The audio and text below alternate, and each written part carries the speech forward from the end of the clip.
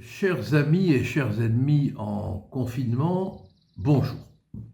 J'ai deux mots à vous dire sur les banlieues. Il coexiste aujourd'hui en France deux légalités. La légalité du citoyen ordinaire des villes et des villages, une légalité sévère, coûteuse, punitive, et l'étrange légalité qui s'en fout, s'arme, s'enflamme, s'embrase, s'en cogne, s'en rigole, la légalité des banlieues. Une légalité qui n'obéit qu'à sa propre sous-culture, au sens, attention, criminologique de Sutherland, et qui n'a strictement rien à foutre du reste. Une légalité de l'illégalité. Le 16 avril, on l'a vu encore à l'œuvre. À Villeneuve-la-Garenne, un délinquant, à cheval sur sa magnifique moto, à la jambe fracturée en cherchant à fuir un contrôle de police. Il traîne un casier judiciaire long comme une colonie pénitentiaire d'autrefois, 14 condamnations et ne respecte en aucun cas l'obligation de confinement.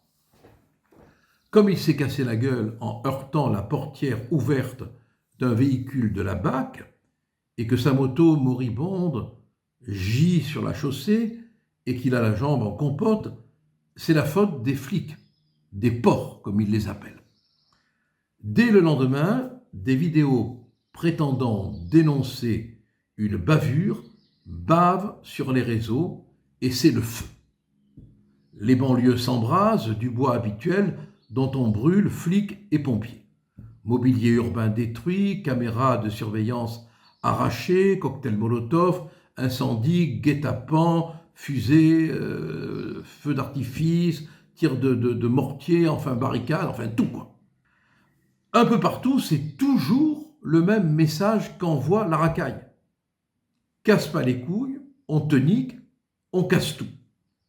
La réponse de l'État, enfin, de l'État dans l'État où il est, on la trouve dans la salle de commandement des Yvelines, d'où par cet ordre peu glorieux, il est demandé aux forces de l'ordre d'éviter tout contact avec les perturbateurs.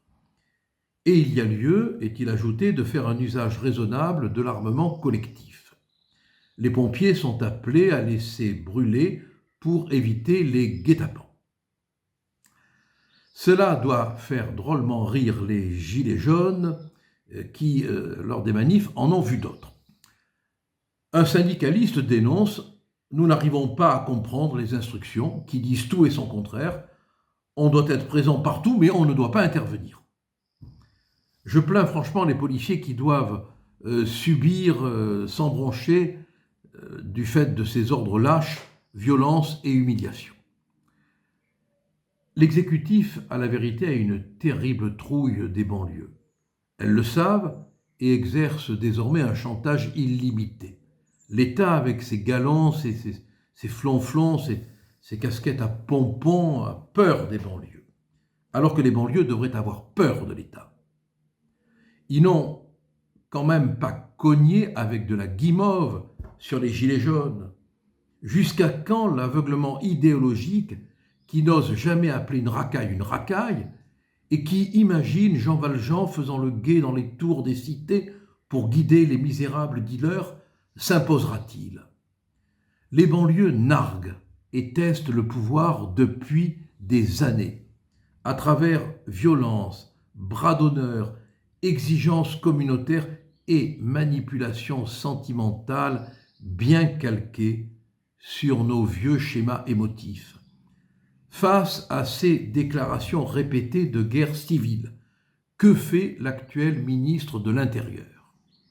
Il faut l'écouter chez Bourdin, qui est devenu à lui seul le seul parlement auquel les ministres répondent.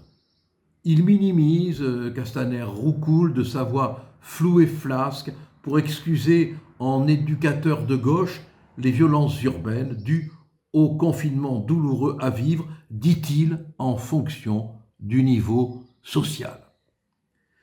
Comme s'il n'y avait de misère que dans les banlieues. C'est injuste pour les malheureux qui se confinent en silence et dans le respect des lois. Pour Castaner, il y a seulement je cite, des tensions qui ne sont pas d'un niveau de gravité exceptionnel. Notre roudoudou de l'intérieur croit que ces jeunes, je le cite, pensent que ce serait ludique d'attaquer les forces ou de mettre le feu aux poubelles. Ludique. Finalement, ils font joujou.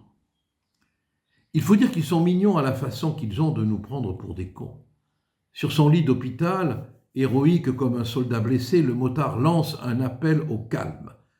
Il faudrait un rien médiatique pour que le Gandhi pénitentiaire des banlieues fasse une grève de la faim pour la paix universelle. Quelle bouffonnerie! Ils doivent bien se marrer, tellement on est con. De quoi? De qui a-t-on besoin pour régler le problème des barbaries dans les banlieues? L'armée, la Légion, la 2e DB, les paras du temps de Bijard? Pas du tout. On a seulement besoin de policiers qui reçoivent l'ordre d'y aller franchement, sans risque de se faire engueuler. Mais pour ça, il manque l'essentiel. Des chefs, un chef. Enfin, soyez rassurés, braves gens, l'ordre règne quelque part. Des policiers armés ont courageusement pénétré dans une église en pleine messe dominicale, sans fidèles, pour verbaliser le prêtre. Et puis, quel courage, Castaner! Une jeune femme a été placée en garde à vue parce que dans son jardin, elle avait une banderole macrovirus. Enfin, gardez le moral. Et comme on n'est pas sorcier, il faut être optimiste. À la semaine prochaine.